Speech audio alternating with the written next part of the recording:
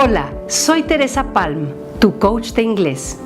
En este video vamos a hablar sobre los 44 sonidos del inglés. ¿Por qué 44 sonidos si únicamente hay 26 letras en el alfabeto?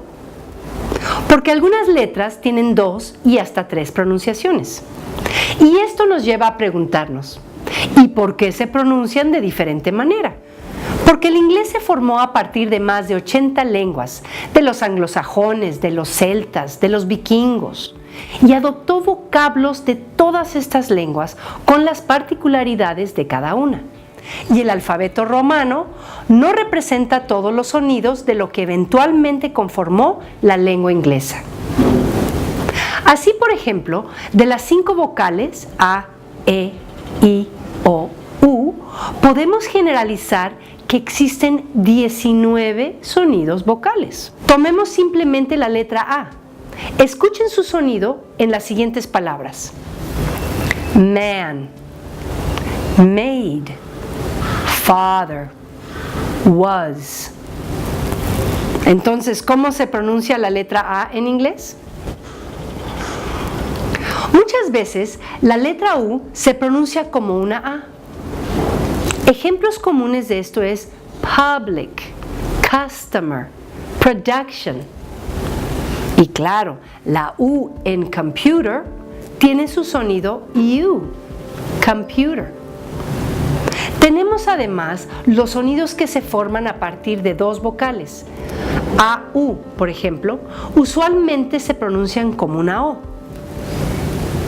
Automatic, August, audit. Y faltan las consonantes.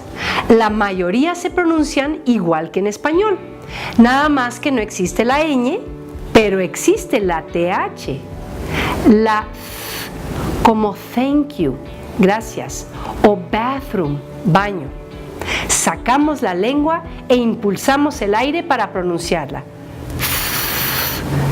Pero hay otra th, y esa es similar a la letra D en español. La lengua se coloca muy suavemente entre los dientes, pero no se expulsa aire entre ellos y la lengua. Así decimos this, that, those, they, them.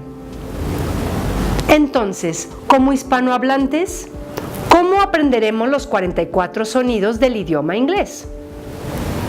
En primer lugar, no vamos a aprender los sonidos aisladamente.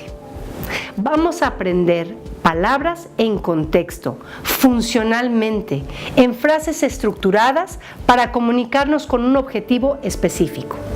Además, el referente visual será muy útil.